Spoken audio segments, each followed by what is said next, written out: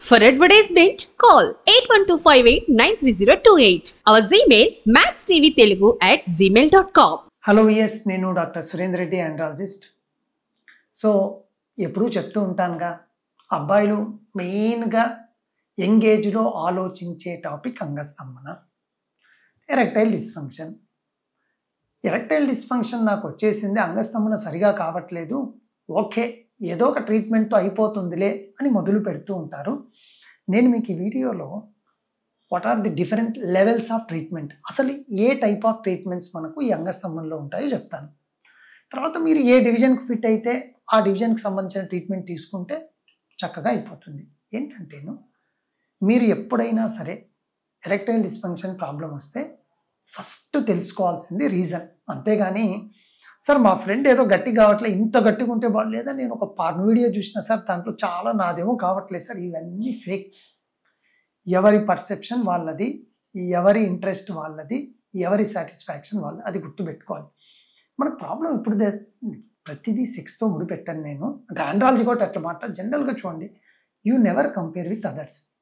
ఈరోజు మీ salary 1 lakh అనుకోండి నెలకు, వాడికి పక్కింటోడికి 3 లక్షలు వస్తుంది, మనం ఎట్లా అని అదే నీ కంపారిజన్ లేదు.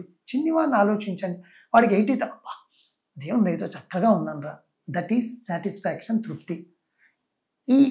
ఇది కూడా అంతే. నేను ఇంతసేపు చేస్తున్నా, పార్న్ వీడియో చూసినా, వాడు గంట సేపు చేస్తున్నాడు, ఇది కాదు భజన. మనకు ప్రాబ్లం వచ్చింది ఏంటి, ఇంకోటి ఇది పక్కన పెట్టండి, మా వాడి ట్యాబ్లెట్ వేసుకున్నాయంట సార్, దుమ్ము లేపినాడంట సార్, బ్యాచులర్ పార్టీ సార్ పోయి ఇచ్చినాం, అట్లా నాకు భయం అవుతుంది సార్, పెళ్ళి ఇప్పుడే లేదు కానీ ఇంకా 3 నెలలకు ఉంది. మా వాళ్ళేమో, మీరు బాయ్ సినిమాలో చూసింటారుగా, ఏం విషయం ఉండదు, దుమ్ము లేపేసా ఊపేసా అని వస్తారు బయటికి. అసలు ఈ విషయంలో ఇంత ప్రైవసీని మీరు ఎవరు డిస్కస్ చేయాల్సిన అవసరం లేదు.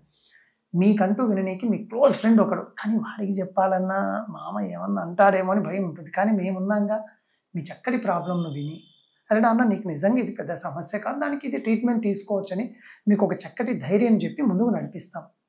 ఈ మాట ఎందుకు అంటున్నానంటే, ఫ్యాన్సీగా చూస్తూ ఉన్నాను, కొంచెం ఎరెక్టైల్ డిస్ఫంక్షన్ ప్రాబ్లం వస్తే ఏదో ఇంకా హైదరాబాద్ కాకుండా పెద్ద ఊర్లకు ఫోన్ చేసి, ఓకే పెనైల్ ఇంప్లాంట్ సర్జరీ అన్నారు, అదేదో ఇంప్లాంట్ వేసేస్తారంట, ఎన్ని గంటలైనా సెక్స్ చేసుకోవచ్చంట, వీడియోలు కూడా కొన్ని ఉంటే చూసాము అని అసలు ఇనీషియల్గా చిన్న స్థాయి నుంచి ట్రీట్మెంట్ మొదలు పెట్టారు వీళ్ళు. సో వాళ్లకు నేను ఈ లెవెల్ 1, లెవెల్ 2, లెవెల్ 3గా ఈ అంగస్తంభన ప్రాబ్లంకి ట్రీట్మెంట్ చెప్తాను.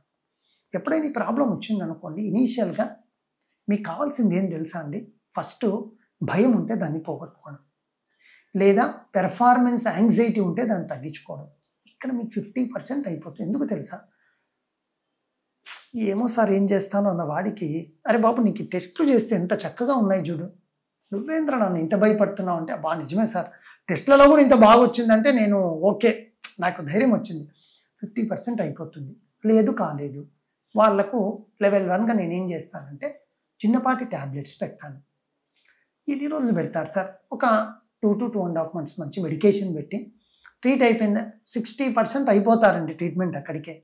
మిగిలిన 40%కి ఏమంటామంటే లెవెల్ 2 ట్రీట్మెంట్లో ఫిజియోథెరపీ అని ఉంటుంది. అంటే అందరూ షాక్ థెరపీ, నేను వీటి గురించి కూడా ఇంకొక వీడియోలో చెప్తాను. చాలామంది కొన్ని మిస్కన్సెప్షన్స్ అవి ఇవి విని దీనికి ట్రీట్మెంట్ షాక్ థెరపీ అని అసలు కారణం కూడా తెలుసుకోకుండా ఆ షాక్ థెరపీకి వెళ్ళిపోయిన వాళ్ళు ఉన్నారు. లేదు, దీన్ని లెవెల్ 2గా మాత్రమే పెట్టుకోండి. మీ భయం పోలేదు లేదా పోయింది, టాబ్లెట్స్ వాడారు లేదా వాడలేదు, చూసుకొని నెక్స్ట్కి వెళ్ళండి, అంతే తప్ప డైరెక్ట్ ఫిజియోథెరపీకి వెళ్ళొద్దు. ఫిజియోథెరపీ వెళ్ళాలంటే మీకు వాస్కులర్ ప్రాబ్లం ఉండాలి, వాస్కులర్ ప్రాబ్లం ఉండాలి అంటే మీకు కొన్ని టెస్టులు చేసి ఉండాలి. ఇది తెలుసుకోకుండా ముందుకు వెళ్ళొద్దు. అది కూడా ఫెయిల్ అయింది లేదా మీరు అనుకున్నంత ఇంప్రూవ్మెంట్ రాలేదు, దెన్ ఇప్పుడు మీరు ఇంప్లాంట్కి వెళ్ళండి, అంతే తప్ప మొదటగానే నేను పెనైల్ ఇంప్లాంట్ చేయించుకుంటాను, ఏముంది 70 కదా అయిపోతుంది అనుకోవద్దు. Surgery always surgery. ఆపరేషన్ అంటే ఎవరికైనా అది చిన్న స్ట్రెస్ లాంటిదే.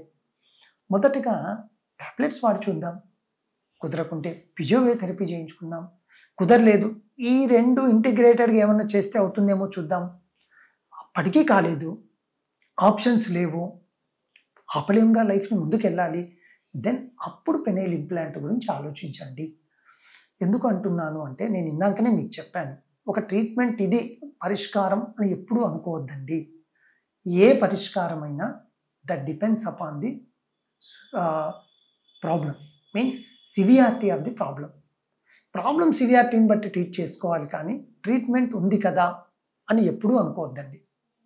సో వియస్, మీకు నిజంగా ఎరెక్షన్కు సంబంధించిన ప్రాబ్లం వస్తే ఒక మంచి ఆండ్రాలజీ డాక్టర్ గారిని మీరు కలిస్తే మీకేమవుతుంది అంటేను, మనవాడికి సెక్స్ హార్మోన్స్లో ప్రాబ్లం ఉంది, దాన్ని సప్లిమెంట్ చేద్దాము, లేదా న్యాచురల్గానే ఇంప్రూవ్ అయ్యే విధానాలు ఏమున్నాయో డాక్టర్ గారిని అడిగి తెలుసుకుందాము.